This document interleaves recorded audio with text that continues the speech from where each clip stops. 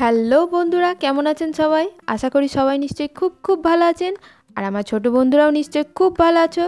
আজকে আবার চলে এসেছি একটা নতুন গল্প নিয়ে, অনির্বাণ রায়ের লেখা সূর্য চাঁদ কেন আকাশে থাকে। তাহলে চলুন ঝট করে দেখে নিই সূর্য আর চাঁদ আকাশে কেন থাকে। অনেক কাল আগের কথা, সূর্য আর জল তখন পৃথিবীতে থাকতো। তারা দুজনে খুব ভালো বন্ধু ছিল। সূর্য প্রায় যেত জলের বাড়িতে, একসাথে দুজন মিলে গল্প করতে। জল কিন্তু কখনো সূর্যের বাড়িতে যেত না। সূর্য একদিন বন্ধু জলকে বলল, তুমি তোমার আত্মীয় স্বজনরা আমার বাড়িতে কেন আসো না গো?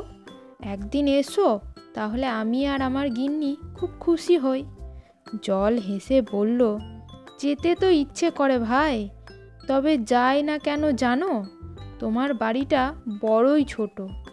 আমরা সবাই মিলে গেলে ভয় হয় তোমরা কর্তাগিন্নি যদি আমাদেরকে বাড়িতে ঢুকতে না দাও।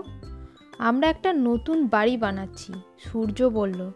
সেটা যথেষ্ট বড়, আসবে তো তখন? খুব বড় বাড়ি দরকার ভাই, নইলে আমার ভয় হয় কি জানো, আমরা সবাই মিলে গেলে যদি তোমার ধন সম্পত্তি নষ্ট করে ফেলি। জল বলল। জলের কথায় ভারী দুঃখ পেল সূর্য। বড় বাড়ি না হলে বন্ধু জল আসবে না। সূর্য আর তার গিন্নি চন্দ্র দুজনে মিলে কাজ শুরু করে দিল। বন্ধুদের সাহায্য নিয়ে তারা একটা মস্ত বাড়িও বানিয়ে ফেলল। এরপর একদিন সূর্য গেল জলকে বলতে, আমার নতুন বাড়িতে বেড়াতে এসো। জলকে বলল সূর্য, এবার আশা করি তোমার আর কোনো অসুবিধা হবে না, আর তোমার আত্মীয় স্বজনদেরও।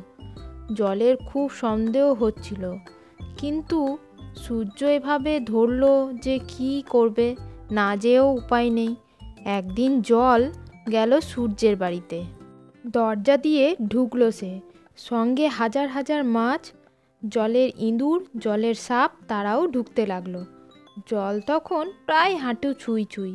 সূর্যকে জল বলল, এখনও কি চাও আমরা সবাই মিলে তোমার বাড়িতে ঢুকি? হ্যাঁ, ওরা আসুক, বলল বোকা সূর্য। আসতেই থাকলো জল।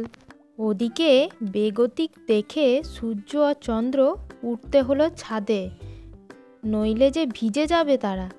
এখনও কি চাও আমার লোকজনেরা তোমার বাড়িতে ঢুকুক? জিজ্ঞাসা করলো জল। সূর্য তো হার মানতে রাজি নয় কিছুতেই। সূর্য বলল, হ্যাঁ আসুক তারা, সবাই আসুক, আমি তো আসতেই বলছি। দেখতে দেখতে জল পৌঁছে গেল ঘরের ছাদের মাথায়। চন্দ্র আর সূর্য তখন আর কি করে, উঠে গেল আকাশে। সেই থেকেই তারা ওই আকাশেই আছে। তাহলে বন্ধুরা, চন্দ্র আর সূর্যের এই আকাশে উঠে যাওয়া গল্পটা আপনাদের কেমন লাগলো তাড়াতাড়ি কমেন্টে জানিয়ে দিও। আজকের গল্পটা এখানেই শেষ হলো, আবার দেখা হবে পরের নতুন গল্পে। টাটা।